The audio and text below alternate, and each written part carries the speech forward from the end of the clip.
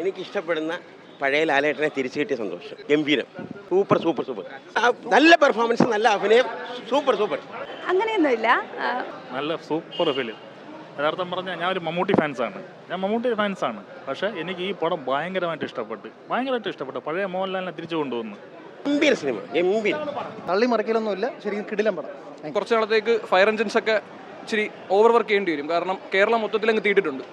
പൊളിച്ചടിക്കും, ഒന്നും പറയാനില്ല. അച്ഛൻ്റെ രോദനം ഉണ്ട്, പക്ഷെ അതൊരു കിടിലൻ അച്ഛൻ്റെ രോദനമാണ്. ഇത് വളരെ നല്ല സ്ക്രിപ്റ്റുള്ള സിനിമയാണ്. അതുകൊണ്ടാണ് അവർ ഭയങ്കര ലോ ഹൈപ്പിൽ നിർത്തിയിരുന്നത്. കാരണം അവർക്ക് സ്ക്രിപ്റ്റിൽ ഒരു വിശ്വാസം ഉണ്ടായിരുന്നു. കാരണം തരുൺമൂർത്തി പറഞ്ഞ കാര്യങ്ങളെല്ലാം വളരെ സത്യമാണ്.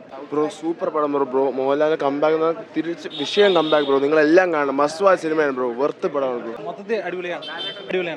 രക്ഷയില്ല, ഭയങ്കര മേക്കിംഗ് ആണ്. ലാലേട്ടൻ അടിപൊളിയാണ്, ഭയങ്കര കമ്പാക്കാണ്. അപ്പം പിന്നെ അത്ര വലിയ ലാലേട്ടൻ്റെ അടിപൊളി ത്രില്ലറാണ് സിനിമ. ദൃശ്യം അത് വേറൊരു രീതിയാണ്, പക്ഷെ അടിപൊളി. ദൃശ്യം കഴിഞ്ഞൊരു ഫുൾ സാറ്റിസ്ഫാക്ഷൻ തന്നൊരു സിനിമയാണ്. നല്ല പടം, ലാലേട്ടൻ തന്നെ ഉറപ്പായിട്ട്. ദൃശ്യം വേറെ, ഇത് വേറെ, ഉറപ്പായിട്ട് കാണും. നല്ല പടം. ഒന്നും പറയല്ല, അടിച്ച് പൊളിച്ച് അഴിഞ്ഞാടി തള്ളി. പിന്നെ ഒരു രക്ഷയില്ല. സിനിമയുടെ പേര് കണ്ടപ്പോൾ ഇത്രയും വിചാരിച്ചില്ല. മോഹൻലാൽ അത്രയ്ക്ക് അടിപൊളി ആയിട്ട് അഭിനയിച്ചിരിക്കും.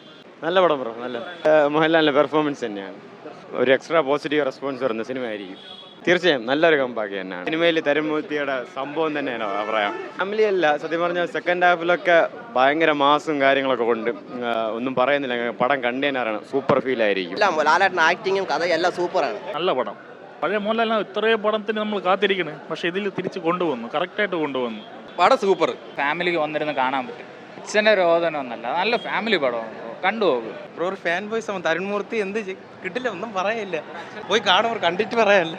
ദൃശ്യം കണ്ട ഒരു എഫക്റ്റ് ഉണ്ടായിരുന്നു. നല്ല ഫിലിമായിരുന്നു. കണ്ടിരിക്കാൻ നല്ല രസമുണ്ടായി, ഇൻട്രസ്റ്റിംഗ് ആയിരുന്നു. കൊള്ളായിരുന്നു. ലാലേട്ടൻ ഈസ് ബാക്ക്, അതാണ് എടുത്തു പറയാനുള്ളത്.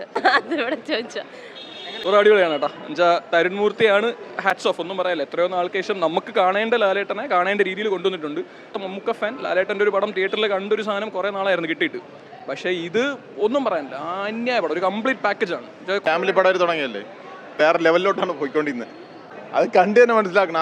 ആ ഒരു BGM ബാക്ക്ഗ്രൗണ്ട് ഒരു ലെവൽ വേറെ സാധനമായിരുന്നു. അതിൻ്റെ കൂടെ ആ തിയേറ്റർ എക്സ്പീരിയൻസ് മിസ്സാക്കാതെ കണ്ടു കഴിഞ്ഞാൽ വേറെ ലെവൽ പടമാണ് അത്. കംബാക്ക് പുള്ളിക്കാർ എവിടെ പോയേ? പുള്ളിക്കാരല്ലേ ഭരിച്ചുകൊണ്ടിരിക്കുന്നത്. പുള്ളിക്കാർ എവിടെ പോയി? അന്ന് കണ്ട ലാലേട്ട് ഇന്ന് കണ്ട ലാലേട്ട് ഒരേപോലെ തന്നെയാണ്. എൻ്റെ മോനാണ് അതിൽ മോൻ്റെ കുട്ടിക്കാലമായിട്ട് അഭിനയിച്ചത്. സൂപ്പറാണ്. അതിൽ നിന്ന് കൊച്ചു പയ്യനെന്നാണ് ദാദാ പോണതാണ്. രാകേഷ് നല്ലായിരുന്നു, എല്ലാം നല്ലായിരുന്നു. നല്ല മൂവിയായിരുന്നു. നമ്മൾ ഈ ഇടക്കാലത്ത് കണ്ടിട്ടുള്ളതിൽ ലാലേട്ടൻ്റെ കിടിലൻ പെർഫോമൻസ്. അച്ഛൻ്റെ രോദനമല്ല, ഒരു നമുക്ക് കണ്ടിറങ്ങുമ്പോൾ ഒരു മനസ്സിലൊരു ഫീൽ നിൽക്കുന്നുണ്ട്. നല്ല പടം.